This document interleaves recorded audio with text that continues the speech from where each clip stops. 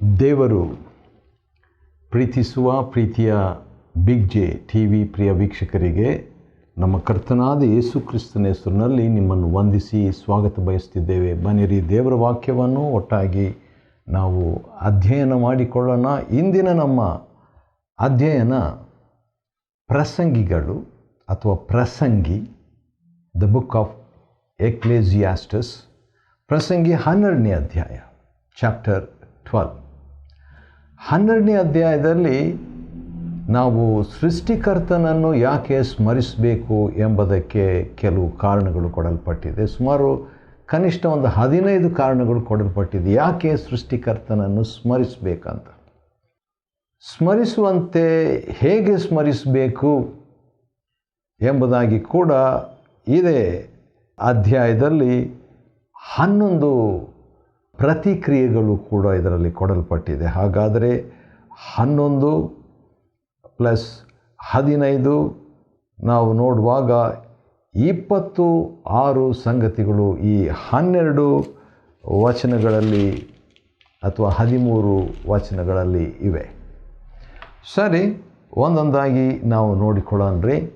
ಪ್ರಸಂಗಿ 12ನೇ ಅಧ್ಯಾಯ, ಕಷ್ಟದ ದಿನಗಳು. ಹೌದು, ಕಷ್ಟದ ದಿನಗಳು ಅಂತ ಒಂದು ದಿನಗಳಿದೆ, ಸಂತೋಷದ ದಿನಗಳು ಎಂಬುದಾಗಿ ಕೂಡ ಇದೆ. ಆದರೆ ಆ ಕೀರ್ತನೆಗಾರನ ಪ್ರಕಾರವಾಗಿ ನಾವು ನೋಡುವಾಗ ಕೀರ್ತನೆ 118ನೇ ಕೀರ್ತನೆಯಲ್ಲಿ ಈ ದಿನದ ಬಗ್ಗೆ ಒಂದು ಮಾತು ಹೇಳ್ತಾನೆ. ಅದು ನನಗೆ ಭಾಳ ಇಷ್ಟ. ಕೀರ್ತನೆ 118 ಮತ್ತು 24ನೇ ವಚನದಲ್ಲಿ, ಈ ದಿನವು ಯೆಹೋವನಿಂದಲೇ ನೇಮಕವಾದದ್ದು, ಇದರಲ್ಲಿ ಅಂದರೆ ಈ ದಿನದಲ್ಲಿ ನಾವು ಉಲ್ಲಾಸದಿಂದ ಆನಂದಿಸೋಣ ಎಂಬುದಾಗಿ. ಹೌದು, ಕಷ್ಟದ ದಿನಗಳು, ನಷ್ಟದ ದಿನಗಳು, ಶುಭ ದಿನಗಳು, ಯಾವ ದಿನವಾದರೂ ಅದು ದೇವರು ಉಂಟು ಮಾಡಿದ ದಿನ.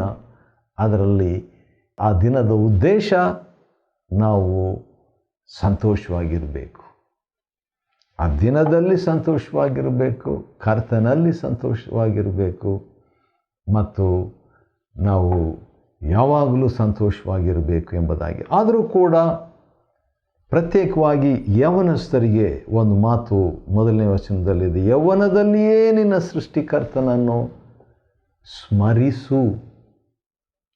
ಯಾಕೆ ಯೌವನದಲ್ಲಿಯೇ ಸ್ಮರಿಸಬೇಕಂತ ಹೇಳಿದರೆ, ಒಂದು ದಿನ ಬರ್ತದೆ ಆಗ 2ನೇ ವಚನ ಮೊಬ್ಬಾಗ್ತದೆ, ಅಂದರೆ ಕಣ್ಣು ಮೊಬ್ಬಾಗ್ತದೆ, ಕಣ್ಣು ಕಾಣೋದಿಲ್ಲ. ಮತ್ತು ಆ ದಿವಸಗಳಲ್ಲಿ ಮನೆಗಾವಲಿನವರು ನಡುಗುವರು, ನಡುಕ ಬರ್ತದೆ.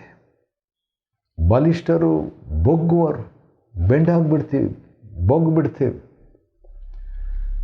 ಮತ್ತು ಕೆಲಸ ಮಾಡಲಿಕ್ಕೆ ಆಗಲ್ಲ, 3ನೇ ವಚನ. ಅಷ್ಟೇ ಅಲ್ಲ, ಬೀದಿಯ ಬಾಗಿಲು ಕೂಡ ಅಲ್ಲಿ ನಡೆಯೋದಕ್ಕೆ ಆಗಲ್ಲ, 4ನೇ ವಚನ. ಮತ್ತು ಶಬ್ದವು ತಗ್ಗಿ ಹೋಗಿಬಿಡ್ತದೆ, ಕಿವಿ ಕೇಳಿಸೋದು ಕಡಿಮೆ ಆಗ್ತದೆ. ಮತ್ತು ದಿನ್ನೆ ಕಂಡರೆ ಭಯ, ಯಾಕಂದರೆ ಹತ್ತೋದು ಕಷ್ಟ, ಇಳಿಯೋದು ಕಷ್ಟ ವಯಸ್ಸಾದ ಮೇಲೆ. ದಾರಿಯಲ್ಲಿ ಅಪಾಯ, ರೋಡ್ ಕ್ರಾಸ್ ಮಾಡಲಿಕ್ಕಾಗಲ್ಲ, ವಾಹನಗಳು ಬರ್ತಾ ಹೋಗ್ತಾ ಇರ್ತದೆ. ವಯಸ್ಸಾದಂಥವರು ಅಪಾಯಕ್ಕಾದಿದೆ. ಅದಕ್ಕಿಂತ ಮುಂಚಿತವಾಗಿ ಸೃಷ್ಟಿಕರ್ತನನ್ನು ಸ್ಮರಿಸು ಎಂಬುದಾಗಿ. ಮತ್ತು ಮಿಡತೆ ಕೂಡ ಭಾರವಾಗ್ತದೆ, ಅಂದರೆ ದೊಡ್ಡ ಭಾರ ಹೊತ್ಕೊಳ್ಳಿಕ್ಕಾಗಲ್ಲ ವಯಸ್ಸಾದ ಮೇಲೆ. 5ನೇ ವಚನ, ಆಶೆ ಕುಂದುಬಿಡ್ತದೆ, 5ನೇ ವಚನ. ಮತ್ತು ಮನುಷ್ಯನು ತನ್ನ ನಿತ್ಯ ಗ್ರಹಕ್ಕೆ, ಇನ್ನೊಂದು ಮನೆ ಇದೆಯಲ್ಲ, ಆ ಮನೆಗೆ ಅವನು ಹೊರಡುವುದಕ್ಕಿದ್ದಾನೆ, ಅಂದರೆ ಸಾಯೋದಕ್ಕಿದ್ದಾನೆ. ಮತ್ತು ಬೆಳ್ಳಿಯ ತಂತಿ ಕಿತ್ತು ಚಿನ್ನದ ಬಟ್ಟಲು ಜಜ್ಜಿ ಹೋಗುವುದು, 6ನೇ ವಚನ. ಹೌದು, ವಯಸ್ಸಾದಾಗ ಆಗುವಂಥದ್ದು ಅನೇಕ ಸಂಗತಿಗಳು, ಜಜ್ಜಿ ಹೋಗುವಂಥ ಒಂದು ಅನುಭವ ಕೂಡ ಆಗ್ತದೆ, ಮಾನಸಿಕವಾಗಿ, ದೈಹಿಕವಾಗಿ. ಅಂಥ ಒಂದು ಸಂದರ್ಭದಲ್ಲಿ ಕಡೆಗೆ ಮಣ್ಣಿಗೆ ಮನುಷ್ಯನು ಸೇರ್ತಾನೆ. ಆದರೆ ಆತ್ಮ, 7ನೇ ವಚನ, ಆತ್ಮವು ತನ್ನನ್ನು ದಯಪಾಲಿಸಿದ ದೇವರ ಬಳಿಗೆ ಸೇರುವುದು. ದೇಹ ಸತ್ತೋಗುತ್ತೆ, ದೇಹ ಮಣ್ಣಿಗೆ ಮಣ್ಣಾಗ್ತದೆ, ಆದರೆ ಆತ್ಮ ಅದನ್ನು ದಯಪಾಲಿಸಿದ ದೇವರ ಕಡೆಗೆ ಹೋಗುತ್ತೆ. ಇಷ್ಟರೊಳಗಾಗಿ, ಇದೆಲ್ಲ ಆಗೋದ್ರೊಳಗಾಗಿ, ಮರಣ ಬರೋದ್ರೊಳಗಾಗಿ, ವೀಕ್ ಆಗೋದ್ರೊಳಗಾಗಿ, ದೇಹ ಬಲಹೀನ ಆಗೋದ್ರೊಳಗಾಗಿ, ಕಣ್ಣು ಕಾಣದೆ ಹೋಗೋದ್ರೊಳಗಾಗಿ, ಹಲ್ಲು ಬೀಳುವಂಥದ್ದು, ಆ ದೇಹ ಬಗ್ಗುವಂಥದ್ದು, ಇಷ್ಟರೊಳಗಾಗಿ ನಿನ್ನ ಸೃಷ್ಟಿಕರ್ತನನ್ನು ಸ್ಮರಿಸದಿರಬೇಡ. 7ನೇ ವಚನ. ಸುಮಾರು 15 ವಿಷಯಗಳು ಆತನು ಕೊಟ್ಟಿದ್ದಾನೆ, ಯಾಕೆ ದೇವರನ್ನು ಸ್ಮರಿಸಬೇಕು ಸೃಷ್ಟಿಕರ್ತನವನ್ನು ಅಂತ ಹೇಳ್ಬಿಟ್ಟು. ಹಳೆ ಒಡಂಬಡಿಕೆಯಲ್ಲಿ ಒಬ್ಬ ವ್ಯಕ್ತಿ, ಬರ್ಜಿಲೈ ಎಂಬಂಥ ಒಬ್ಬ ವ್ಯಕ್ತಿ, ಆತನ ಬಗ್ಗೆ ನಾವು ನೋಡ್ತೇವೆ. 2ನೇ ಸಮುವೇಲನ ಗ್ರಂಥದಲ್ಲಿ ಇರುವಂಥ ಆ ವ್ಯಕ್ತಿ, ಅವನ ಸಾಕ್ಷಿಯನ್ನು ನಾವು ನೋಡ್ತೇವೆ. ಅವನು ಗಿಲ್ಯಾದ್ಯನಾದ ವ್ಯಕ್ತಿ. 19ನೇ ಅಧ್ಯಾಯ 2ನೇ ಸಮುವೇಲ ಮತ್ತು 31ನೇ ವಚನದಲ್ಲಿ ಆ ಹೆಸರು ಬರ್ಜಿಲ್ಲೈ. ಬರ್ಜಿಲ್ಲೈ ಅಂದರೆ ಕಬ್ಬಿಣ ಹೃದಯದವನು ಅಂತ ಹೇಳ್ಬಿಟ್ಟು, ಐರನ್ ಹಾರ್ಟೆಡ್. ಅವನು ಅರಸನಾದ ದಾವಿದನನ್ನು ಸಾಗ ಕಳಿಸುವುದಕ್ಕಾಗಿ ರೋಗೆಲೀಮಿನಿಂದ ಯೋರ್ಧನಿಗೆ ಬಂದಿದ್ದನು. ಇವನು 80 ವರ್ಷದ ಮುದುಕನು. 80 ವರ್ಷದ ಮುದುಕನು. ಇವನು ಬಹು ಶ್ರೀಮಂತನಾಗಿದ್ದರಿಂದ ದಾವಿದನು ಮಹನೀಯಮಿನಲ್ಲಿದ್ದ ಕಾಲದಲ್ಲೆಲ್ಲ ಅವನ ಜೀವನಕ್ಕೆ ಬೇಕಾದದ್ದನ್ನು ಇವನೇ ಒದಗಿಸುತ್ತಿದ್ದನು. ಇವನು ಎಷ್ಟು ರಿಚ್ ಮ್ಯಾನ್ ಆಗಿದ್ದ ಈ ಬರ್ಜಿಲ್ಲೈ ಅನ್ನುವಂಥವನು, ಅಂದರೆ ಐರನ್ ಹಾರ್ಟೆಡ್, ಕಬ್ಬಿಣ ಹೃದಯದವನು, ರಾಜನಿಗೆ ಪೋಷಣೆ ಮಾಡುವಷ್ಟರ ಮಟ್ಟಿಗೆ ಆಗಿದ್ದ.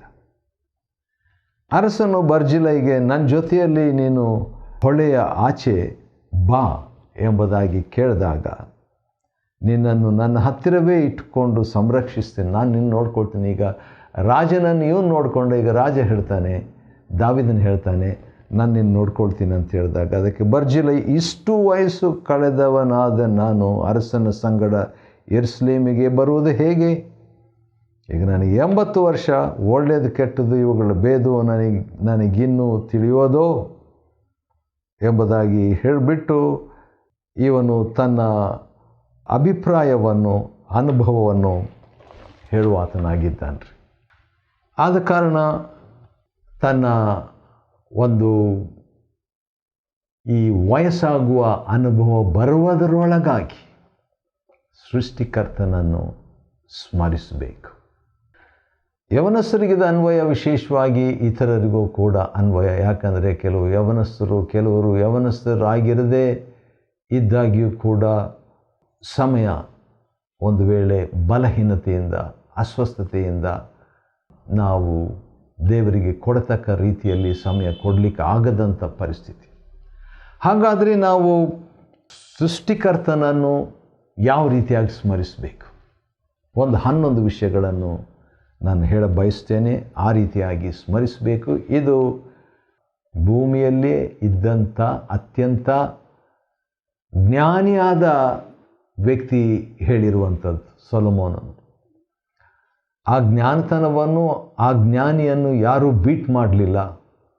ಆದರೆ ಒಬ್ಬ ವ್ಯಕ್ತಿ ಮಾತ್ರ ಆ ಜ್ಞಾನಿಗೆ ಮೀರಿದಂಥ ವ್ಯಕ್ತಿಯಾಗಿದ್ದರು ಎಂಬುದನ್ನು ಹೇಳುವುದರ ಕುರಿತಾಗಿ ನಾವು ಮತ್ತಾಯನು ಬರೆದ ಸುವಾರ್ತೆ 12ನೇ ಅಧ್ಯಾಯದಲ್ಲಿ ನಾವು ಓದಿಕೊಳ್ಳಬಹುದು. ಅದರಲ್ಲಿ ಈ ರೀತಿಯಾಗಿದೆ. ಅದೇನಂತ ಹೇಳಿದ್ರೆ 42ನೇ ವಚನ, ದಕ್ಷಿಣ ದೇಶದ ರಾಣಿಯು ನ್ಯಾಯ ವಿಚಾರಣೆಯಲ್ಲಿ, ಮತ್ತಾಯ 12:42, ಈ ಸಂತತಿಯವರೊಂದಿಗೆ ಎದ್ದು ಇವರನ್ನು ಅಪರಾಧಿಗಳೆಂದು ಹೇಳುವಳು. ಆಕೆ ಸೊಲೊಮೋನನ ಜ್ಞಾನವನ್ನು ತಿಳ್ಕೊಳ್ಳುವುದಕ್ಕೆ ಭೂಮಿಯ ಕಟ್ಟ ಕಡೆಯಿಂದ ಬಂದಳು. ಒಬ್ಬ ಮನುಷ್ಯನ ಜ್ಞಾನ ಕೇಳಬೇಕು ಎಂಬುದಾಗಿ ಭಾಳ ದೀರ್ಘ ಪ್ರಯಾಣ ಮಾಡಿ, ಎಷ್ಟೋ ಟನ್ಗಟ್ಟಲೆ ಬಂಗಾರ ತೆಗೆದುಕೊಂಬಂದು ಕೊಟ್ಟಂಥ ವ್ಯಕ್ತಿ ಈ ರಾಣಿ. ಆದರೆ ಇದು ಯೇಸು ಸ್ವಾಮಿ ಹೇಳುವಂಥದ್ದು. ಆದರೆ ಇಲ್ಲಿ ಸೊಲೊಮೋನನಿಗಿಂತಲೂ ಹೆಚ್ಚಿನವನಿದ್ದಾನೆ ಎಂಬುದಾಗಿ ತನ್ನ ಬಗ್ಗೆ ಯೇಸು ಸ್ವಾಮಿ ಹೇಳಿದರು. ಆವಾಗ ರೆಕಾರ್ಡು ಬ್ರೇಕ್ ಆಯಿತು. ಸೊಲೊಮೋನನ ಜ್ಞಾನ, ಅಷ್ಟರ ತನಕ ಅವನ ಜ್ಞಾನವನ್ನು ಯಾರೂ ಬೀಟ್ ಮಾಡಲಿಲ್ಲ, ಯಾರೂ ಜಯಿಸ್ಲಿಕ್ಕಾಗಲಿಲ್ಲ, ಮೀರ್ಲಿಕ್ಕಾಗಲಿಲ್ಲ.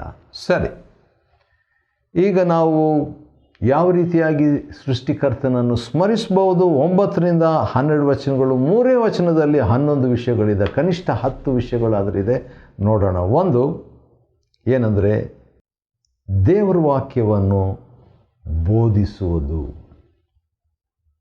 ದೇವರ ವಾಕ್ಯವನ್ನು ಬೋಧಿಸುವುದು, ಇದರಿಂದ ಸೃಷ್ಟಿಕರ್ತನನ್ನು ನಾವು ಸ್ಮರಿಸಬಹುದು. ಬೇರೆ ರೀತಿ ಇದೆ, ಆದರೆ ಈ ಅಧ್ಯಾಯದಲ್ಲಿ ಇರುವಂಥದ್ದನ್ನು ನಾವು ನೋಡಿಕೊಳ್ತಾ ಇದ್ದೇವೆ. ಬೋಧಿಸುತ್ತಾ ಬಂದನು. ಆ ರೀತಿಯಾಗಿ ಸೃಷ್ಟಿಕರ್ತನನ್ನು ಸೊಲೊಮೋನನು ಸ್ಮರಿಸಿದನು ತನ್ನ ಮಿತಿಯಿಂದ. ಆಮೇಲೆ ಬೋಧಿಸುವುದು ಮಾತ್ರವಲ್ಲ, ಧ್ಯಾನಿಸುವುದು. ವಾವ್! ಧ್ಯಾನಿಸುವುದು. ದೇವರ ವಾಕ್ಯವನ್ನು ಧ್ಯಾನಿಸುವುದರಿಂದ ದೇವರನ್ನು ಸ್ಮರಿಸುವವರಾಗಿದ್ದೇವೆ. By meditating God's word we remember our creator. ಬೋಧಿಸುವುದು, ಧ್ಯಾನಿಸುವುದು. 3ನೇದಾಗಿ ಅದನ್ನು ಪರೀಕ್ಷಿಸುವುದು. 9ನೇ ವಚನದಲ್ಲಿ ಅನೇಕ ದೇವರ ವಾಕ್ಯಗಳನ್ನು ಧ್ಯಾನಿಸಿ ಪರೀಕ್ಷಿಸುವುದಂತ ಹೇಳಿದ್ರೆ ಅದನ್ನು ನಾವು ಸ್ಟಡಿ ಮಾಡಬೇಕು. ಎಜ್ರನು 7ನೇ ಅಧ್ಯಾಯ 10ನೇ ವಚನದಲ್ಲಿ ಅವನು ತನ್ನನ್ನು ಪ್ರತಿಷ್ಠೆಪಡಿಸಿಕೊಂಡು, ಯಾಕಂದರೆ ದೇವರ ವಾಕ್ಯವನ್ನು ಪರೀಕ್ಷಿಸಬೇಕು, ಅದನ್ನು ವ್ಯಾಸಂಗ ಮಾಡಬೇಕು, ಅಧ್ಯಯನ ಮಾಡಬೇಕು. ಅದನ್ನೇ ಸದ್ಯಕ್ಕೆ ನಾವು ಮಾಡ್ತಾ ಇದ್ದೀವಿ. ಸೃಷ್ಟಿಕರ್ತನನ್ನು ಸ್ಮರಿಸುವುದು ಹೇಗೆ? ದೇವರ ವಾಕ್ಯವನ್ನು ಪರೀಕ್ಷಿಸುವುದರಿಂದ, ಅಧ್ಯಯನ ಮಾಡುವುದರಿಂದ, ವ್ಯಾಸಂಗ ಮಾಡುವುದರಿಂದ, ಸಂಶೋಧನೆ ಮಾಡುವುದರಿಂದ, ವಿಚಾರಿಸುವುದರಿಂದ. ಸರಿ, ಮೊದಲನೇದು ಬೋಧಿಸುವುದು ದೇವರ ವಾಕ್ಯವನ್ನು, 2ನೇದು ದೇವರ ವಾಕ್ಯವನ್ನು ಧ್ಯಾನಿಸುವುದು, 3ನೇದಾಗಿ ದೇವರ ವಾಕ್ಯವನ್ನು ಪರೀಕ್ಷಿಸುವುದು. ಪರೀಕ್ಷಿಸಿದ ಮೇಲೆ ಅದನ್ನು ಕ್ರಮಪಡಿಸುವುದು. ಒಂದು ಅಡಿಗೆಗೆ ಬೇಕಾದಂಥ ಎಲ್ಲ ವಸ್ತುಗಳಿದೆ, ಅದನ್ನು ಯಾವ್ಯಾವ ಟೈಮ್ನಲ್ಲಿ ಎಷ್ಟೆಷ್ಟು ಹಾಕಬೇಕೆಂಬುದು ಕೂಡ ಅದು ಕ್ರಮ. ಅದು ಎಲ್ಲ ತರಕಾರಿಗಳನ್ನು, ಎಲ್ಲ ಅಕ್ಕಿಯನ್ನು, ಅಥವಾ ಎಲ್ಲ ಎಣ್ಣೆ, ಉಪ್ಪು ಎಲ್ಲ ಒಟ್ಟಿಗೆ ಹಾಕೋದಿಲ್ಲ, ಅದು ಕ್ರಮವಿದೆ. ಹಾಗೆ ದೇವರ ವಾಕ್ಯ ಎಲ್ಲ ನಾನು ಓದ್ತೇನೆಂಬಂಥ ರೀತಿಯಲ್ಲಿ ತೆಗೆದುಕೊಳ್ಳೋದಲ್ಲ, ಅದು ಕ್ರಮವಾಗಿ ಅದನ್ನು ಓದಬೇಕು, ಅಧ್ಯಯನ ಮಾಡಬೇಕು. ದೇವರ ವಾಕ್ಯವನ್ನು ಬೋಧಿಸುವುದು, ದೇವರ ವಾಕ್ಯವನ್ನು ಧ್ಯಾನಿಸುವುದು, ದೇವರ ವಾಕ್ಯವನ್ನು ಪರೀಕ್ಷಿಸುವುದು, ದೇವರ ವಾಕ್ಯವನ್ನು ಕ್ರಮಪಡಿಸುವುದು. ಈ 9ನೇ ವಚನ 12ನೇ ಅಧ್ಯಾಯ ಪ್ರಸಂಗಿ 9ನೇ ವಚನದಲ್ಲಿ 4 ಕೂಡ ಇದೆ. ಆಮೇಲೆ ಇರುವಂಥದ್ದು ನನಗಿಷ್ಟ 10ನೇ ವಚನದಲ್ಲಿ ಏನಂದರೆ ಯಥಾರ್ಥತೆ. ದೇವರ ವಾಕ್ಯವನ್ನು ಯಥಾರ್ಥ ಭಾವದಿಂದ ಅದನ್ನು ಹ್ಯಾಂಡಲ್ ಮಾಡೋದು. ಯಾಕಂದ್ರೆ ದೇವರ ವಾಕ್ಯ ಮಾತಾಡ್ತದೆ. ದೇವರ ವಾಕ್ಯ ಕನ್ನಡಿ ಮುಂದೆ ನಿಂತ್ಕೊಳ್ಳುವಾಗ ನಮ್ಮ ತಪ್ಪು ದೋಷಗಳು ಕಾಣ್ತದೆ. ಆ ರೀತಿಯಾಗಿರುವಾಗ ನಾವು ಯಥಾರ್ಥವಾಗಿರಬೇಕು. ಯಾಕಂದರೆ ಸ್ಪಷ್ಟತೆ, ಯಥಾರ್ಥ ಭಾವದಿಂದ ರಚಿಸಿದ ಒಪ್ಪಿಗೆಯ ಸತ್ಯದ ಮಾತುಗಳನ್ನು ಹುಡುಕಿ, ಇನ್ನೊಂದು ಕೂಡ ಹುಡುಕುವುದು. ದೇವರ ವಾಕ್ಯವನ್ನು ರಿಪೀಟ್ ಮಾಡೋಣ. ಬೋಧಿಸುವುದು, 2ನೇದು ಧ್ಯಾನಿಸುವುದು, 3ನೇದು ಪರೀಕ್ಷಿಸುವುದು, 4ನೇದು ಕ್ರಮಪಡಿಸುವುದು, 5ನೇದಾಗಿ ಅದನ್ನು ಯಥಾರ್ಥ ಭಾವದಿಂದ ಅನ್ವಯಿಸುವುದು, 6ನೇದಾಗಿ ಅದನ್ನು ಹುಡುಕುವುದು.